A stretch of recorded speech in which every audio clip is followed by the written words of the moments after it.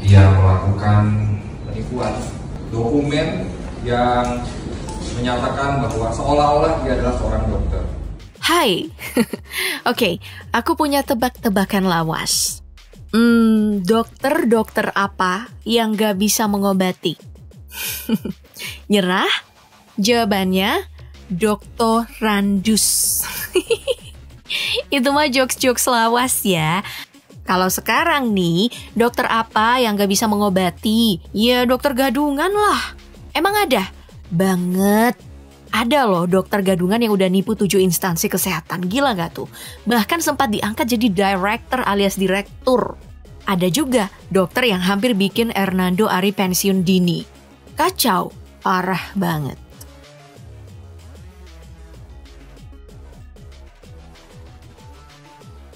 Nah, yang paling hangat itu kasus klinik kecantikan Ria Beauty atau Ria Agustina.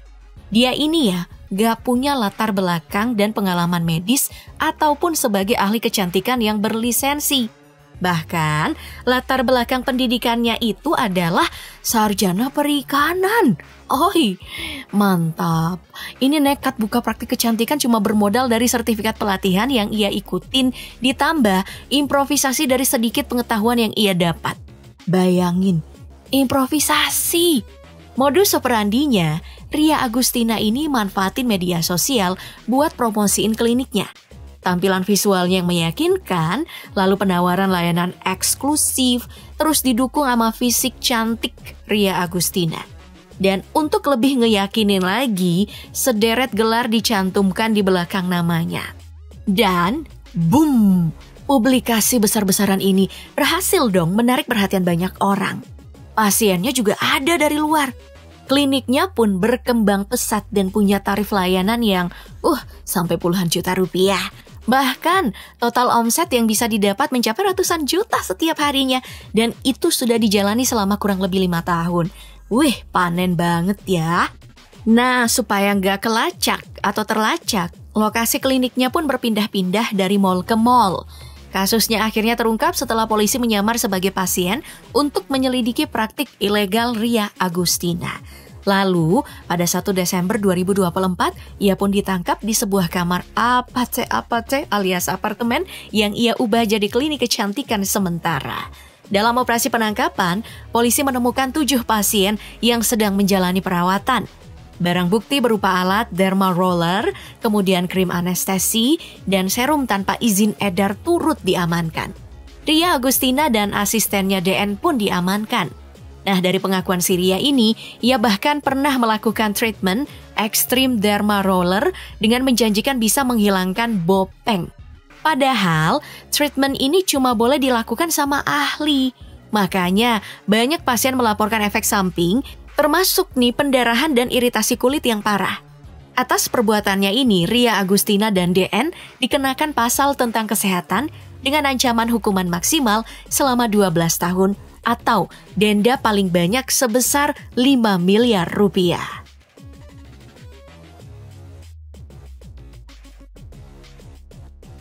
Yang lebih parah, ada yang cuma lulusan SMA tapi bisa diterima jadi dokter dan sudah lakukan praktik selama 2 tahun di Rumah Sakit Pelindo Husada Citra. Ia adalah Susanto. Kamu pasti kaget dan greget kan? Kok bisa pihak rumah sakit tidak ngecek dengan baik? Satu rumah sakit dikibulin loh itu. Eits, tapi itu belum seberapa, karena Susanto ternyata nih pemain lama yang mengaku-ngaku sebagai dokter dengan memalsukan dokumen sekaligus mencatut identitas dokter lain. Sebelumnya, Susanto bahkan sudah pernah menipu 7 instansi kesehatan di Jawa Tengah dan juga di Kalimantan. Pernah juga jadi dokter di Rumah Sakit Gunung Sawo pada tahun 2008. Jadi dokter di puskesmas pun iya. Jadi kepala UTD PMI Grobogan selama 3 tahun iya. Dan yang lebih gila lagi, di Rumah Sakit Habibullah di Jawa Tengah, ia pernah diangkat sebagai direktur. Setelah mengelabui sejumlah instansi kesehatan di Jawa Tengah, Susanto pun pindah dan melakukan aksinya di Kalimantan. Kedoknya sudah pernah terbongkar setelah ketahuan grogi dan hampir salah penanganan saat operasi sesar. Gila. Susanto pun diproses pidana dan dijatuhi vonis 20 bulan. Tidak kapok, Susanto memulai aksinya kembali di tahun 2020 di rumah sakit PHC ini. Sejumlah dokumen palsu, mulai dari surat izin praktik, ijazah kedokteran, sampai sertifikat hypercast-nya dicatut dari internet. Aksinya ini ternyata berhasil loh, bahkan ia dapat gaji sampai 7,5 juta per bulannya. Nah, aksinya itu mulai terendus berawal saat pihak rumah sakit meminta berkas persyaratan lamaran pekerjaan Susanto kembali dengan tujuan untuk memperpanjang masa kontrak kerja. Ternyata persyaratan yang dimasukkan bukan milik Susanto, melainkan milik Dr. Anggi Yurikno. Nah, Susanto ini pun akhirnya menerima ganjaran dengan divonis 3 tahun dan 6 bulan penjara.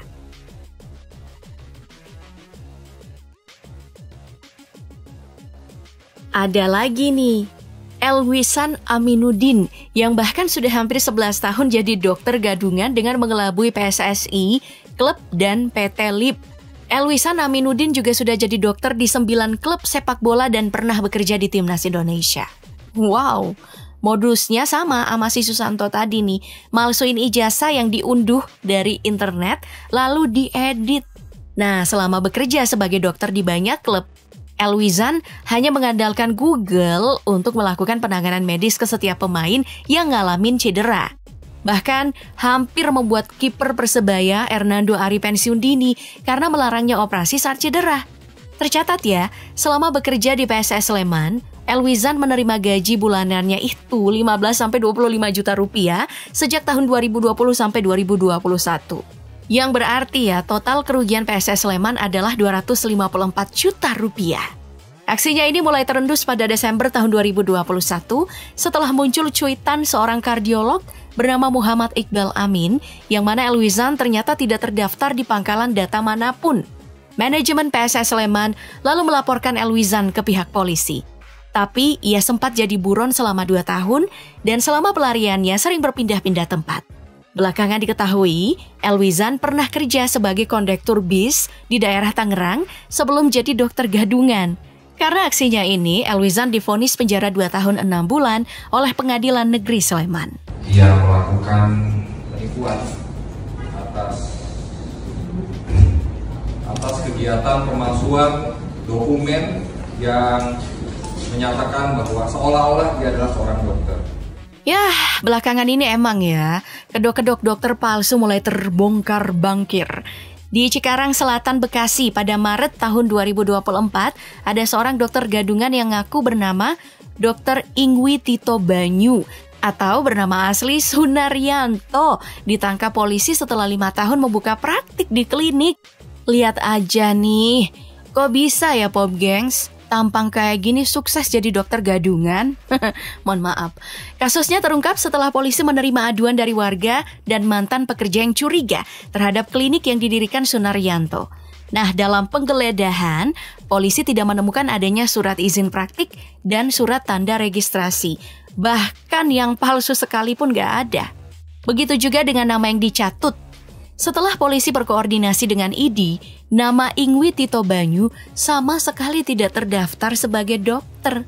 Jika biasanya modus pelaku adalah memalsukan STR dan SIP, Sunaryanto sama sekali tidak malsuin, tapi nipu. Jadi klinik yang didirikan ataupun nama yang dicatut Sunaryanto emang fiktif. Wah, lagi bikin drama nih kayaknya. Sunaryanto juga ternyata ya gak pernah menjalani pendidikan kedokteran. Hanya pernah menempuh sekolah keperawatan. Karena nggak punya ilmu kedokteran, maka ketika hendak memberikan resep kepada pasien ternyata tersangka mengandalkan internet aja. Karena nggak punya ilmu ya, Sunaryanto pernah memberikan vonis asal-asalan ke salah satu pasiennya yang nyebut kalau pasien ini akan meninggal 2 hari lagi kalau tidak berobat ke Sunaryanto. Speechless. Atas perbuatannya ini Sunaryanto pun ditetapkan sebagai tersangka dan ditahan.